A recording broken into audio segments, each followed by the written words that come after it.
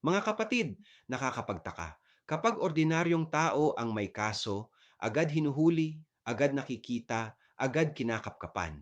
Pero kapag si Senator Bato de la Rosa ang may tanong ng bayan tungkol sa ICC at war on drugs, bigla siyang nagiging unreachable.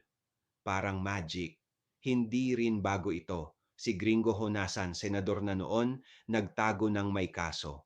Si Ping Lacson, senador na rin, 2 beses na naglaho. Pero bakit ganon? Pag mahirap, mabilis ang batas. Pag makapangyarihan, biglang may butas ang sistema. Mga kapatid, hustisya ang dapat pantay. Kung totoong may tapang, harapin ang katotohanan, hindi ang bayan ang dapat naghahabol sa inyo. Ako si Padre Jesse Galilea, may pusong Pinoy. Kasama mo sa pananalig at pakikibakang panlipunan. Hanggang sa muli mga kapatid,